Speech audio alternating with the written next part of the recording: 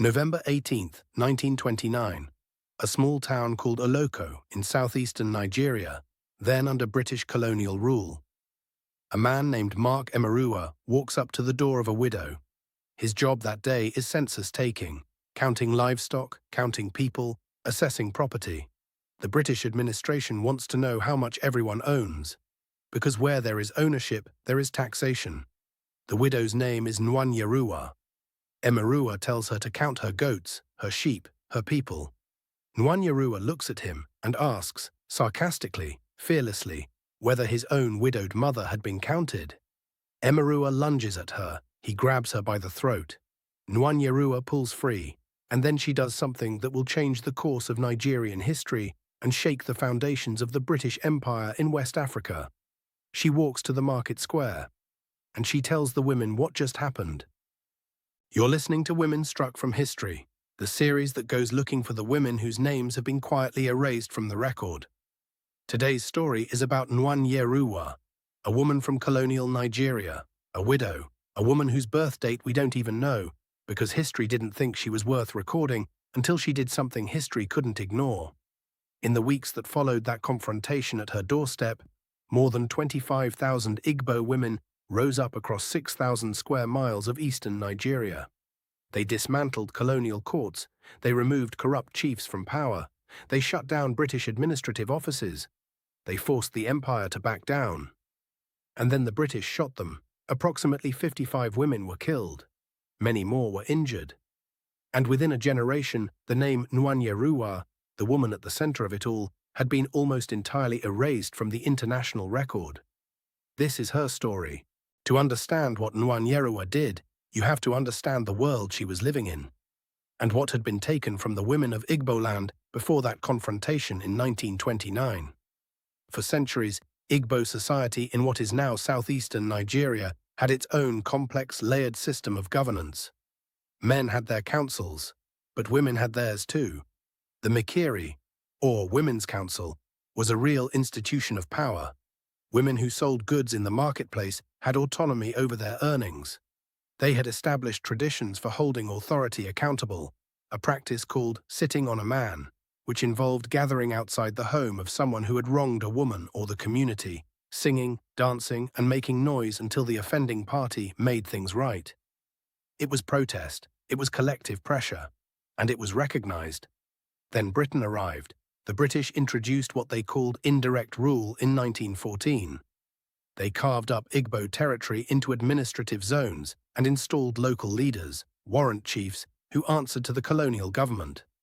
The problem was that many of these warrant chiefs had no actual traditional authority. They were creations of the colonial system, wielding power not through community respect, but through British backing. The women's councils were not recognized. The Mikiri was invisible to British administrators who didn't understand it, didn't care to understand it, and saw no reason to incorporate it into their structure. Women who had historically participated in governance found themselves locked out entirely. And then came the taxes. In 1927, the British introduced direct taxation across Nigeria. Men were taxed, women for the moment were not. But everyone could see which way the wind was blowing. As the global economic depression deepened into 1929, prices for palm oil, the region's main export, the product that women traded and earned their livelihoods from, collapsed. People were already struggling.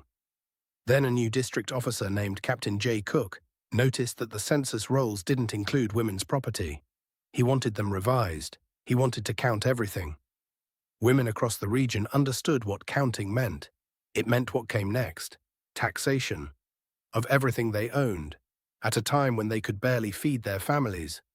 Nwanyeruwa was not the only woman who felt this threat, but she was the one who said it out loud, and she was the one who walked to the market square. What happened next was not spontaneous. What happened next was organized, with extraordinary speed, across enormous distances, by women who had, for generations, maintained their own networks of communication and collective action that the British simply didn't know existed. When Nwanyeruwa arrived at the market square and told the women what Nwanyeruwa had done to her, they didn't need much convincing. Word spread through a mechanism the Igbo called ojuju, palm leaves. A palm leaf was passed from woman to woman, a symbol meaning, "Come to us." Each woman who received a leaf passed it on. Within days, the call had reached women across the Benda district, Umuahia and Ngwa. 10,000 women descended on the colonial administrative office in Oloko. They were not armed with guns. They carried palm fronds. They sang. They danced. They demanded that the warrant chief Okugo be removed and tried. And, remarkably, he was. The British complied, at least at first, because the sheer scale of what was happening had caught them completely off guard. But the protest didn't stop there. It spread. Within weeks, it had become what the Igbo called Ogu Umunwanyi, the Women's War. It rolled across the Owerri and Calabar provinces. Thousands of women marched on native courts, which they surrounded, singing, pressing the warrant chiefs to resign their positions. 16 native courts were attacked. Several were destroyed. European trading factories were looted. Nwanyeruwa herself remained a guiding voice through the early protests. She tried to keep things non-violent. Women used their traditional tactics, song, dance, the symbolic act of sitting on the targets of their protest. She summarized their demands in writing when other groups came to her. Women would not pay tax until the world ends, and chiefs were not to exist anymore.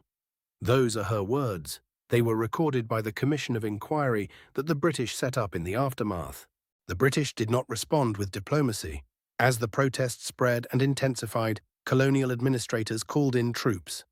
When women gathered at the consulate beach in Egwanga Opobo on December 16, 1929, soldiers opened fire. They used pistols. They used rifles. They used a machine gun. The women were mostly unarmed. By the time order was restored at the end of December, approximately 55 women had been killed. Many more were wounded. The exact toll will never be known. Colonial records were kept by the people doing the shooting. The British characterized what had happened as a riot, a mob, savagery. The official name they gave it in their records was the Aba Women's Riots, a name designed to make it sound disorganized, irrational, and minor. But there was nothing minor about it. The Women's War had mobilized at least 25,000 people across an area of 6,000 square miles. It had crippled British administrative capacity in eastern Nigeria for 2 full months. It had forced the removal of warrant chiefs across the region. And by 1933, the British had restructured the political system in Nigeria to include locally selected councils, a direct concession to the pressure the women had applied. Historians now consider the Women's War of 1929 to be one of the most significant anti-colonial uprisings in African history, and a turning point in Nigerian political consciousness. The beginning of a transition from local opposition to organized independence movements. So why have most people never heard of Nwanyeruwa? The British called it a riot. They buried it in administrative reports. They framed it not as political resistance, but as primitive disorder. Colonial officials explicitly refused to acknowledge that Igbo women had a genuine political tradition, a functioning system of collective governance, or legitimate grievances. To acknowledge those things would have been to acknowledge that colonialism had destroyed something real, and that the women fighting back were right. After Nwanyeruwa, we know almost nothing. We don't know when she was born. We don't know when she died. We don't know what the rest of her life looked like. The colonial record begins with the moment she inconvenienced the British and ends shortly after. The last documented words we have from her come from March 1930, just 2 months after the end of the Women's War. Researchers came to her to get a written account of what the protests had meant. She gave them one. Women will not pay tax till the world ends. Chiefs were not to exist anymore. And then she disappears from the record entirely. Her name doesn't appear in Western history textbooks. The Aba Women's War is mentioned briefly in some colonial histories, always from the British point of view, always minimized, always filtered through the lens of the people who sent troops to shoot unarmed women. In Nigeria itself, especially in the Igbo southeast, Nwanyeruwa is known. The Women's War is taught in schools, celebrated in communities, honored as a founding moment in the resistance against British colonial rule. Let's be precise about what Nwanyeruwa did. She was a widow. She had no formal education in the Western sense. She held no official title. She had no army, no weapons, no institutional backing. With a walk to the market square, she mobilized a movement that covered 6,000 square miles, involved tens of thousands of people, dismantled colonial courts, removed corrupt officials, forced Britain to reform its governance of eastern Nigeria, and laid groundwork for the broader independence movement that would culminate in Nigerian independence in 1960. She did it using tools that women had developed over generations, tools the British couldn't see and didn't understand. The palm leaf network, the tradition of sitting on a man, the songs, the march. The Women's War of 1929 shows us something we need to understand. That resistance to colonial power did not look like resistance is supposed to look in Western narratives. There was no single great general. There was no famous battle with a memorable name. There was a widow who walked to the market square, and there were 10,000 women who came. Nwanyeruwa died at some unknown point in the years after the Women's War. Her name deserves to be remembered.